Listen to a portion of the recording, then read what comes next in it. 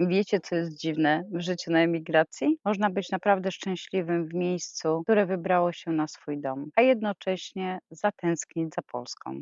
Tak mocno, że wystarczy jedna paczka z Polski, jeden znajomy smak albo nawet zwykły zapach i nagle wracają wspomnienia. W tym tygodniu przyszła do mnie paczka z Polski, którą wysłał mój mąż 3,5 miesiąca temu. Pomyślałam, że to idealny moment, żeby usiąść z wami przy kawie i szczerze porozmawiać o tęsknocie, o rodzinie, o tym, gdzie właściwie jest mój dom.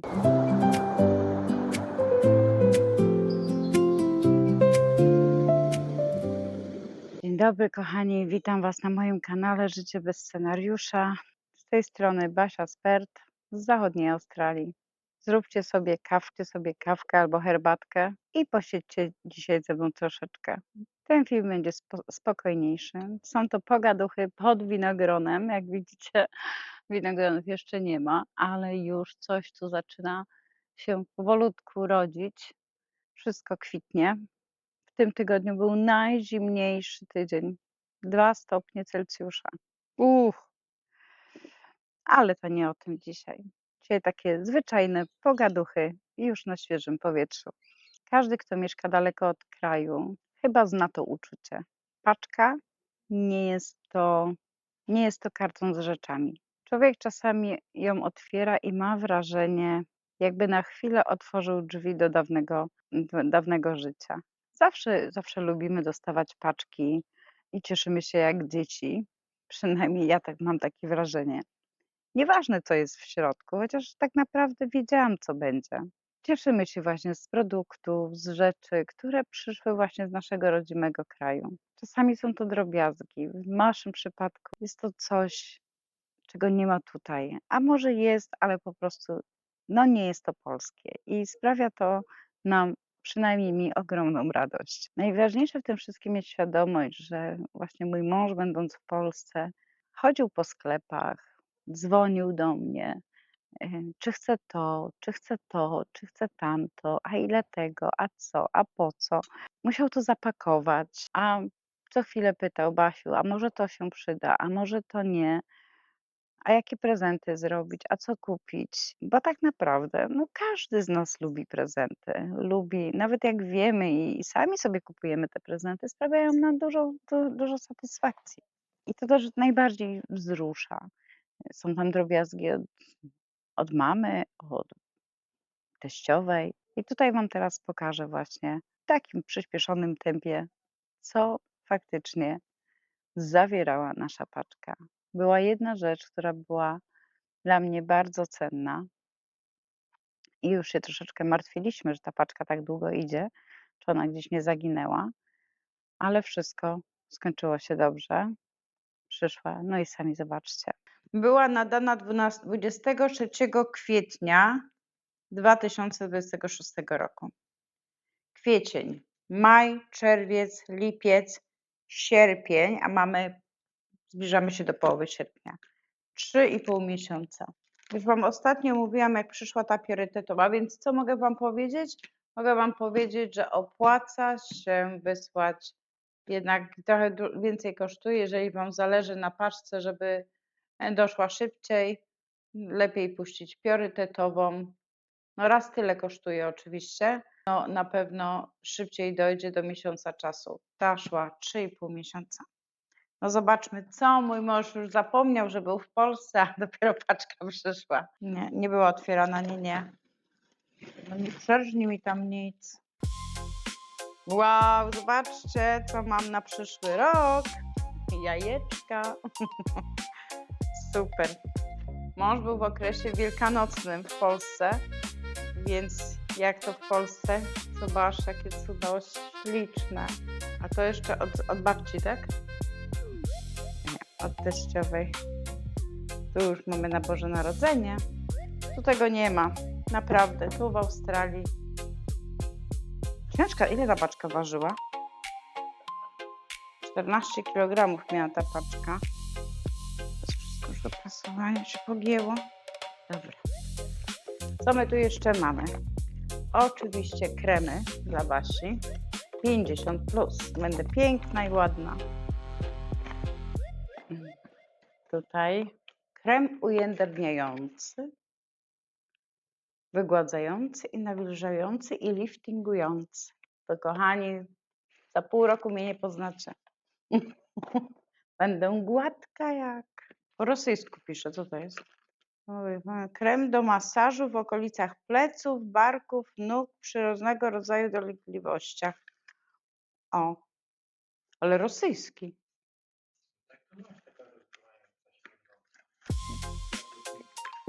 A, słuchajcie, wiecie co to jest? Z jadu żmii. Niezbyt fajnie pachnie. No, ale... To następne. Do Australii możecie przywieźć tylko 2 paczki papierosów. To jest dla waszej wiadomości. Więcej nie można. A tutaj jest zakupy.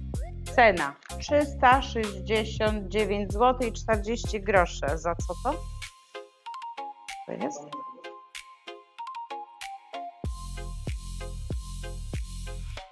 Naprawdę śliczne. Typowo takie świąteczne. Czyli za te zazdrostki. Co? Z cekinkami. No ładne, ładne, bardzo ładne. A tu są moje duże firany, tak? Ale słuchajcie, nie wiecie co sobie zamówiłam. Mówiłam, pamiętacie jak mówiłam wam? Wibowi. 50 zł za Wibowi. Za tą paczkę. Mój mąż mi je kupił 4 paczki. To jest to, co uwielbiam. Taki Wibowicik. Ale mam pożywkę. Jak wnusi. Dla babci, a nie dla wnusi. Jeszcze jedno. Pisze junior. To prawie dla mnie. A co to jest? Też obrusy, tak? Paragon fiskalny, który nic nie widać już. 340-30 zł. Zobaczcie. Przez 3,5 miesiąca w paczce nic nie zobaczycie. Wszystko wymazane, tylko kwotę widać. I w ciemnym, dokładnie. Czyli to są takie porządne rzeczy, naprawdę porządne. Ale będziemy mieli dekoracje na Wielkanoc. Dużo ciekawych informacji. No i najważniejsze dla nas rzeczy. Zdjęcia. Zdjęcia,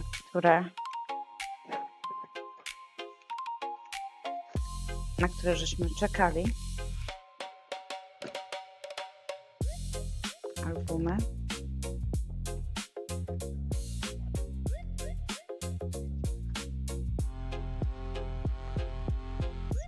Paczka najważniejsza dotarła. Tu do Australii, jak wiecie, nie wolno wysyłać jedzenia, nie wolno wysyłać ziół, nasion, drzewa, żadnych takich produktów. Trzeba było to zdeklarować, żeby przeszło kwarantannę, więc nie opłaca się takich rzeczy wysyłać. No ale oczywiście dostałam moją następną partię firan, jak tutaj sami widzicie. I tutaj w Australii tak naprawdę mamy wszystko.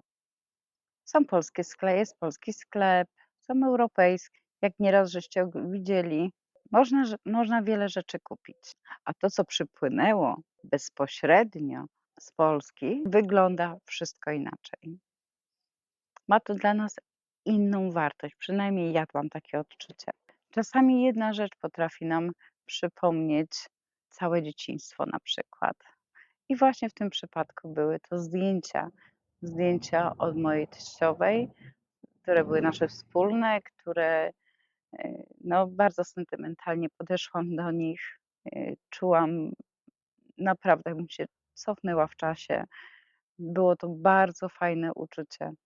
Kiedy mieszkaliśmy w Polsce, wiele rzeczy było zupełnie zwyczajnych. Człowiek nie zastanawiał się nad nimi. Były zawsze pod ręką. Dopiero kiedy dzieli nas od Polski tysiące kilometrów, na przykład właśnie takie firany, obrusy, zdjęcia, czy nawet Wibowit, który uwielbiam. I to jest na przykład coś, co zawsze u mnie w domu był. Wibowit to było coś, co na przykład zawsze lubiłam i do dzisiaj lubię. Ja wiem, że tam piszę od dzieci, dla dzieci powyżej 4 roku życia, ale mi naprawdę sprawia bardzo dużą duży taki smaczek. Naprawdę takie mam przyjemne uczucie, jak właśnie sobie tam z 2 saszetki dziennie po prostu zjem. Wiecie, te rzeczy teraz nabierają naprawdę innego znaczenia, całkowicie innego znaczenia, bo często nie tęsknimy za samą rzeczą, tęsknimy właśnie za czasem, który nam się z nim kojarzy. Właśnie ten mój Wibowit, te zdjęcia, od razu wracają obrazy. To jest coś pięknego, to jest tak przyjemne uczucie, przynajmniej ja to tak odczuwam. Czy tęsknię za Polską? I tutaj pojawiają się pytania, które często dostaję też od Was. Basiu, czy ty jeszcze tęsknisz za Polską? Oczywiście, że tak. Ja zawsze będę mówić, że wiadomo, że ta tęsknota wygląda totalnie inaczej, która była na samym początku mojego życia tutaj w zachodniej Australii. No ale jest, właśnie takie sentymentalne sytuacje doprowadzają, właśnie święta, urodziny, czy jakieś takie imprezy okolicznościowe. To jest właśnie coś, za czym w którymś momencie tęsknimy. I ja na przykład tęsknię, jak słyszę, że są jakieś urodziny, czy rodzina się spotyka, czy jakieś wesela, nawet komunie, które w Polsce, czy nawet wakacje, gdzie się ludzie zbierają w grupy i wyjeżdżają wspólnie. Mamy też dużo przyjaciół, znajomych w Polsce i czasami piszą: „No kiedy przylecicie, kiedy przylecicie, kiedy przylecicie?” No nie jest to takie proste, jesteśmy zobowiązani tutaj. Na początku tęskni się tak naprawdę za wszystkim. Przynajmniej ja tak miałam. Za rodziną, za znajomymi, za ulicami, za smakami. Wiecie, i też jest, różnica właśnie tutaj w zachodniej Australii, jeżeli chodzi o tą tęsknotę. W Polsce wyszłam z klatki schodowej, na rogu już miałam sklep. Nie musiałam używać samochodu, jeździć. No, na jakieś duże zakupy się jeździło do Intermarché, to był mój ulubiony sklep i też niedaleko tego sklepu mieszkaliśmy, ale wsiadaliśmy w samochód, żeśmy jechali. Jechali, robiliśmy tam różne sery, no to firma francuska, więc, miała troszeczkę inny asortyment. To jest ta różnica i człowiek za tym tęskni. Teraz żeśmy się już tutaj przyzwyczaili właśnie do tego, że wszędzie wsiadamy w samochód i po prostu jedziemy, podjeżdżamy pod shoppingi, pod sklepy i po prostu kupujemy, ładujemy do bagażnika i wjeżdżamy, można powiedzieć, bezpośrednio do kuchni, tak, bo mówię, ja mieszkałam w blokach, więc no, trzeba było te zakupy wtargać na te drugie czy trzecie piętro, zależy. W jednym mieliśmy drugie, potem mieliśmy trzecie. No, ale czy człowiek tęskni za schodami? Nie tęsknię za schodami w bloku, nie tęsknię. Było 2 dzieci, wózki, zakupy i to wszystko, i to wtargać na górę. To by było, nie wiem, jak ja sobie, no, ale człowiek był młody, też inaczej do tego wszystkiego podchodził, nie sprawiało to żadnego problemu.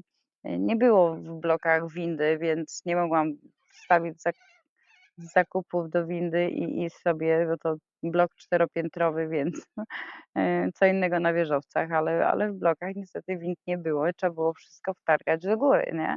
Na te trzecie piętro, ostatni dom, mieszkanie, które żeśmy mieli. No i tak jest właśnie z tą moją tęsknotą, nie? To jest moja tęsknota jest taka, na pewno są ku temu okoliczności, za którymi tęsknię. I mówię, taka paczka z Polski, która, pokazuje mi troszeczkę, namacalnego dotyku polskości. No, jak wiecie, ja kocham te moje firany i te moje obrusiki, takie pierdoły. Ja to lubię i mi to naprawdę sprawia ogromną radość. Wiecie, mąż mi kupił, bo był okres, wielkanocny, więc tu w Australii nie ma tego. Nie ma takich właśnie, serwetek. Coś tam jest, ale nie jest to w takim stylu, jak ja bym chciała, jak ja to robiłam w Polsce i był w tym okresie właśnie świąteczno-wielkanocnym i miał okazję iść i pamiętam, zadzwonił do mnie na WhatsApp i mówi: „Słuchaj, no są takie i takie, które ci wybrać. No to weź ten i ten na przykład, bo mi się podobał, albo mniejszy, większy, dłuższy, krótszy”. Inaczej jest, jakbym jechała sama, to wiadomo, bym z tego nakupywała nie wiadomo ile, ale że mój mąż jest po prostu: "Co mówisz? Ja się na tym nie znam, więc jak chcesz, tak sobie kup." Dobra, chcesz, to ci kupię. Nie wiem, czy ci się to będzie podobać, czy nie. Mi się podoba. No to jak tobie się podoba, to mi się też będzie podobać. No i podoba mi się, naprawdę fajne rzeczy. Zresztą widzieliście. Tak samo jak jadę do polskiego sklepu, to tak nie jest, że ja jadąc do polskiego sklepu jadę po co? Jadę po to, żeby właśnie popatrzeć na gazety polskie. Mąż mi też książki z Polski, na temat ziół. Ja lubię takie rzeczy, ja lubię czytać. Mam coraz mniej czasu. Ludzie się odzwyczaili od czytania książek. Ja na przykład osobiście bardzo lubię spędzać czas z książką, bo to mnie też relaksuje, to mnie wycisza. I właśnie w takiej oprawie sobie usiąść i to jest właśnie coś, co jest spokój, cisza, czy na plaży. Nawet jak dzieci krzyczą, czy szumi ocean, w ogóle mi to nie przeszkadza. Skupiam się, wyłączam się i po prostu lubię sobie poczytać jakąś dobrą książkę. Czasami zwykły, jakiś mały, krótki romansik. Też właśnie to mnie tak relaksuje, nie jest to jakaś ciężka książka. Nie przepadam za kryminałami, nie przepadam za dramatem, bo mówię, dramat to jest, można powiedzieć, w życiu. Wiecznie coś się dzieje. Więc żeby się po prostu wyluzować, odpocząć, to dobra książka jest podstawą. Dla takiego wyciszenia, wyluzowania polecam każdemu. Ja wiem, że w dniu dzisiejszym jest ciężko o czytanie książek, wszystko już mamy w internecie, mamy różne e-booki. Wystarczy, że włożymy sobie słuchawkę do uszu i będziemy mogli słuchać, co lektor mówi, ale to nie o to chodzi. Ja myślę, że jednak inaczej pobudza wyobraźnię książka niż słuchanie takiego e-booka. No ale ze względu na to, że jest coraz mniej czasu, jesteśmy bardziej zabiegani, coraz więcej ludzi, właśnie woli słuchać książek niż czytać. No, ja jednak jestem, jak sami wiecie, tradycjonalistką i ja lubię jednak czytać książki. I zawsze, kiedy jedziemy do Polski, czy osobno, czy razem, to zawsze sobie ze 2, 3 książki kupuję. Ja wiem, że nie wiem, te książki pójdą w niepamięć, bo moje dziewczyny już pewnie czytać ich nie będą, moje wnuki również, ale mimo wszystko, no zobaczymy, czas przyniesie, co to będzie. Może w którymś momencie one również zatęsknią, za polskością. Myślę, że teraz jest jeszcze za wcześnie, ale przyjdzie taki moment w ich życiu, że poczują właśnie mam taką cichą nadzieję, że poczują trochę tej polskości i jednak, chociaż ta starsza córka, no częściej, młodsza troszeczkę inaczej, ale no zobaczymy, czas pokaże. Kiedy tęsknota, tak jeszcze wracając do tej tęsknoty takiej, wiecie, no nie jest taka ta tęsknota teraz za tą Polską ograniczona, no bo jednak mamy te WhatsAppy, możemy spokojnie czatować, rozmawiać ze sobą, o każdej porze dnia i nocy.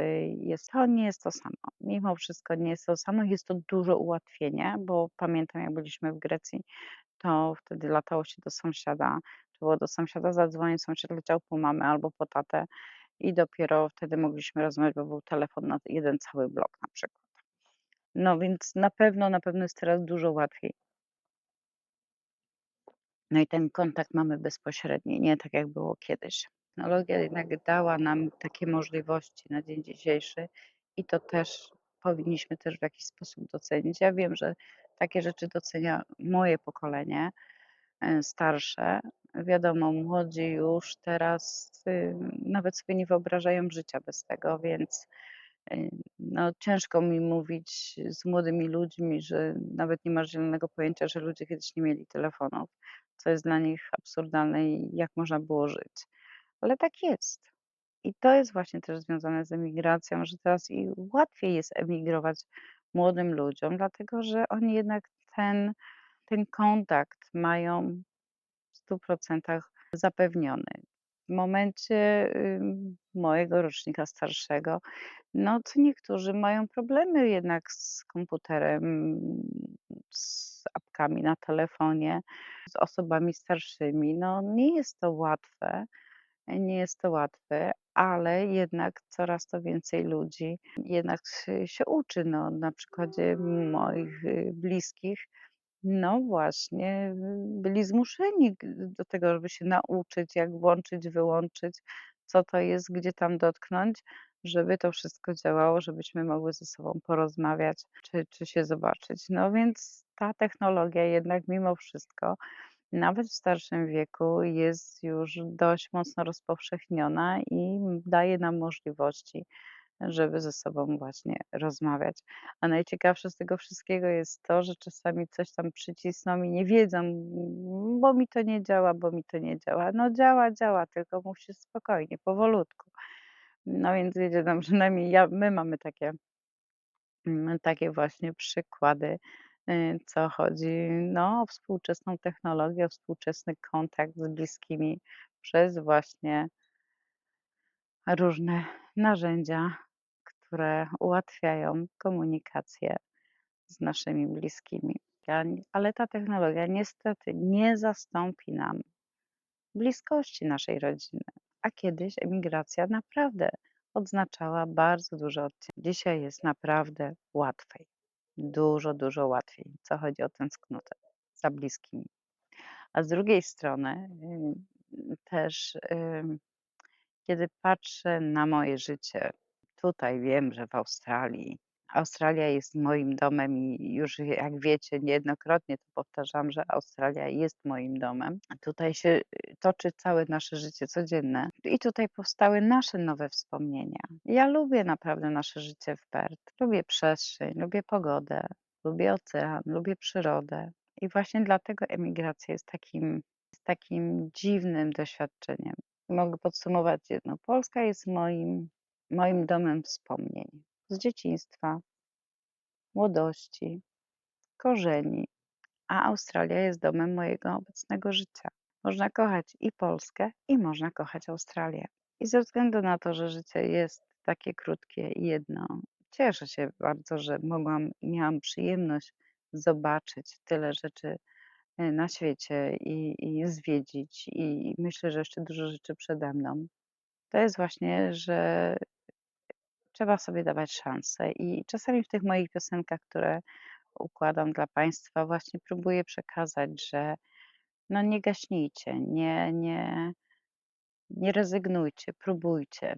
I ja wiem, że dużo ludzi się boi, stresuje, dużo ludzi nie ma tej odwagi, dużo ludzi nie lubi ryzyka. No ryzyko zawsze jest i będzie i to też nie mamy już tutaj, no nikt nikomu nic nie zagwarantuje na 100%.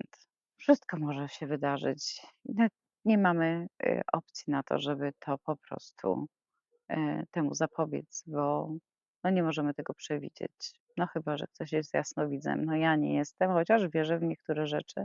Nie wolno się bać ryzyka. Ryzyko jest i będzie i może w każdej sekundzie coś nam grozić, ale z drugiej strony, no jeżeli byśmy patrzyli przez życie tylko pod tym kątem bardzo pesymistycznie, myślę, że nikt nigdy by się do niczego nie ruszył, ale przez to, że człowiek jest taką istotą, która lubi wyzwania, lubi e, stawiać czoło właśnie różnym trudnościom, no wtedy czuje się też silniejszy i myślę, że emigracja właśnie ku temu właśnie pomaga nam przejść przez to wszystko.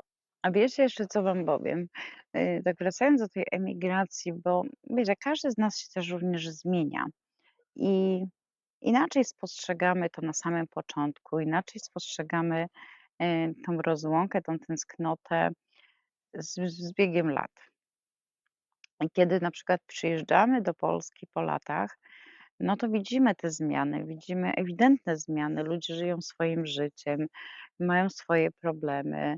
Pewne miejsca wyglądają już inaczej, bo przecież Polska się tak pięknie rozwija, robi się coraz to ładniejszym krajem.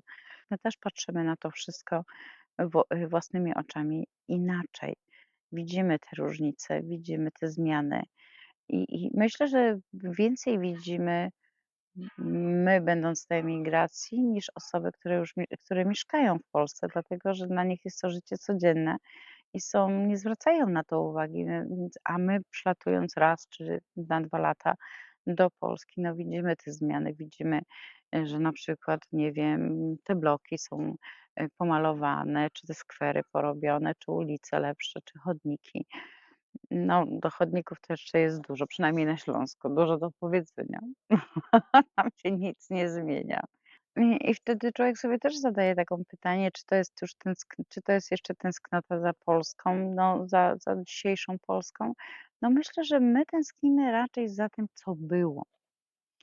Przynajmniej z mojego punktu widzenia, że ja tęsknię za tym, co było. I na przykład teraz się zbliża u was okres, jesienny i dla mnie na przykład cały czas w głowie jest coś takiego, że ja w Polsce będąc, żyjąc, ja na przykład uwielbiałam chodzić po lesie, uwielbiałam zbierać grzyby, uwielbiałam jeździć w weekendy właśnie, w sobotę, w niedzielę brać rodzinę i jechaliśmy do lasu, piknikowaliśmy, całe oprzyrządowanie, czyli termosy, wiecie, nie termosy z kawką, pakowanie dzieciaki do samochodów i kosze i jechaliśmy na grzyby na cały dzień. I wiecie, mnie na przykład bardzo to relaksowało. Mój mąż nie lubi zbierać grzybów, no więc ale ze względu, że przeważnie zawsze był moim kierowcą, no więc on zostawał potem z dziewczynami, on się tam z nimi a ja sobie latałam oczywiście gdzieś tam z dystansie, żebym ich widziała, żebym się też nigdzie nie zgubiła. No, więc żeśmy latali właśnie, ja latałam albo i starsza córka latała ze mną, zbierać grzyby i ja na przykład bardzo lubię i na przykład za tym tęsknię. Za tym właśnie najbardziej tęsknię na przykład w tym momencie, że jak widzę wasze filmy na YouTube, jak pokazujecie, że tu rosną grzyby, tam rosną grzyby, tu są prawdziwki. Ja bardzo chętnie oglądam też takie filmy. Mam mam paru vlogerów, którzy pokazują mi właśnie wyjścia wyjścia na grzyby i to jest właśnie coś, co na przykład ja tęsknię w tym momencie. Chciałabym być w Polsce, chciałabym pojechać do polskiego lasu, pochodzić sobie po tym lesie, tych pajęczyn na tej buzi, tego wszystkiego, naprawdę. Ale z drugiej strony, jak oglądam takich vlogerów, to właśnie to jest ten moment, że chciałabym być z nimi tam właśnie tu i teraz. Ale z drugiej strony patrzę też na to, że, no, mamy tyle rzeczy, się tutaj dzieje u nas też, już wam wspominałam, powiem kiedyś, mój garnek, który zarasta, trzeba róże obciąć, poobcinać, to jest też coś, co mi też sprawia przyjemność. To nie jest tak, bo ja lubię tutaj australijską wiosnę, jest przepiękna, jest naprawdę przepiękna. Do naszego rodzimego kraju. Myślę, że dajcie mi znać w komentarzach, czy też tak macie, że jak lecicie do Polski, to widzicie tą różnicę, że tak naprawdę tęsknimy za tym, co już było. Nie za tym, co jest teraz, tylko za tym, co już było. To jest coś, co dla nas na przykład dzieciństwo było wspaniałe, że mieliśmy tyle rzeczy tyle żeśmy zrobili, to jedliśmy jabłka, to wiśnie, to truskawki, to się chodziło gdzieś na szaber, jak to się mówiło po śląsku. No, widzę, to jest właśnie fajne. I to są właśnie nasze wspomnienia. Czy u babci na wsi, skakanie, świeże mleko od krowy. No, to już nie wróci.